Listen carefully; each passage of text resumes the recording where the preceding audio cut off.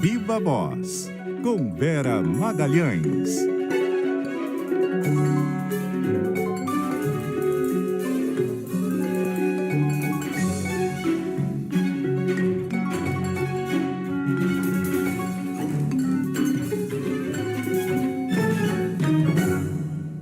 E aí, Vera?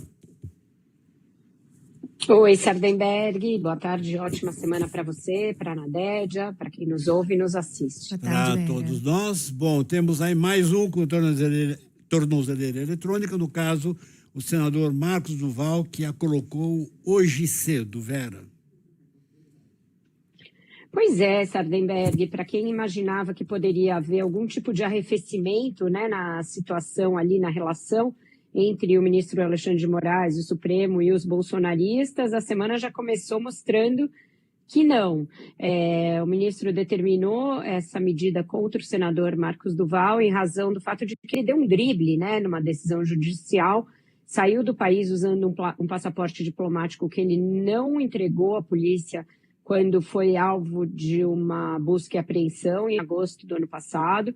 Então, ele entregou o passaporte normal e manteve o diplomático que estava guardado com ele no seu gabinete no Senado e foi à Disney com a família. Então, quis dar uma driblada e até ironizar ali, ridicularizar a Justiça e a Polícia Federal. Foi esse o entendimento que levou à sanção contra ele, que o ministro entendeu que ele poderia, fazendo esse expediente, lançando mão desse expediente, fugir do país, se ausentar do país, como fez a deputada Carla Zambelli, por exemplo. E aí ele vai ter de usar a tornozeleira eletrônica, teve suas contas bloqueadas, inclusive o seu salário, senador, tem limitação de horário para sair, a exceção sendo poder participar das sessões do Senado, desde que mediante autorização prévia do Supremo Tribunal Federal, e agora teve finalmente o outro passaporte confiscado.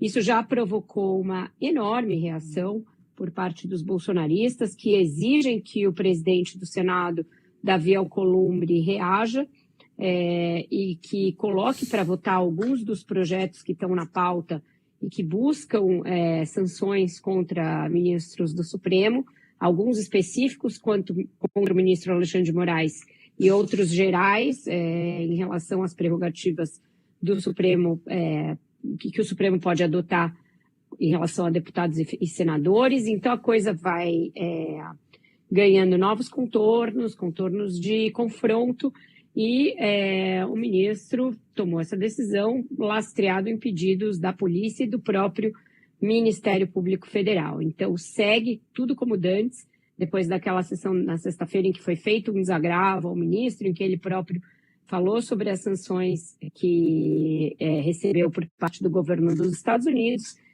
e num sinal de que nada mudou e que ele vai seguir com o torniquete bem apertado em torno do pescoço dos bolsonaristas.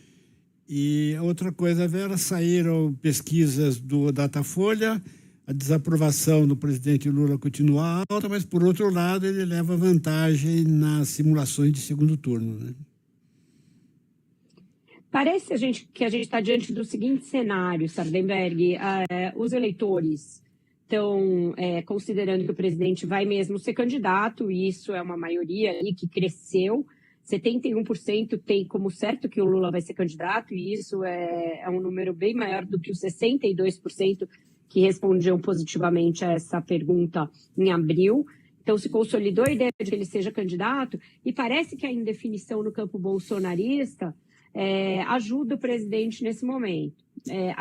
A pesquisa não fez uma medida de quanto essas decisões do governo americano influenciam no voto, mas o fato é que o Lula estancou a queda dele e também aparece com vantagem nos cenários ali de segundo turno, vantagem em relação a todos os outros bolsonaristas.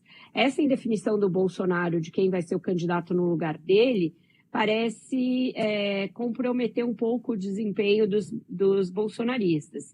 E agora, com essa ideia de que ele não confia nos governadores que são pré-candidatos e que prefere lançar um nome da sua própria família, justamente no momento mais tenso da relação dele com as instituições, etc., também pode ter ajudado o Lula, de alguma maneira, na pesquisa, a estancar a queda e a aparecer como aquele com um potencial de votos maior do que os outros candidatos da direita. Então, de alguma maneira, a situação do presidente melhorou levemente desde dos últimos levantamentos. Tá certo. E outra coisa, sim, você falou que tem essas lideranças do Senado que estão pressionando o Davi Alcolumbre. Alguma chance do Davi Alcolumbre fazer alguma coisa? Não me parece que ele vai fazer nada. Vai se meter nisso, né? Ele já tinha demonstrado disposição de ficar fora disso.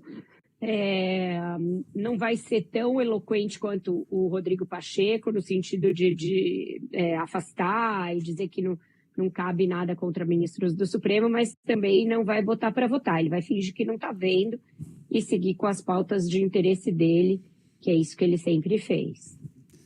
Vera Magalhães, muitíssimo obrigado, Vera. Até amanhã. E até logo mais no Ponto Final. Até amanhã, até logo mais. Um ótimo jornal para vocês. Tchau, tchau. Até.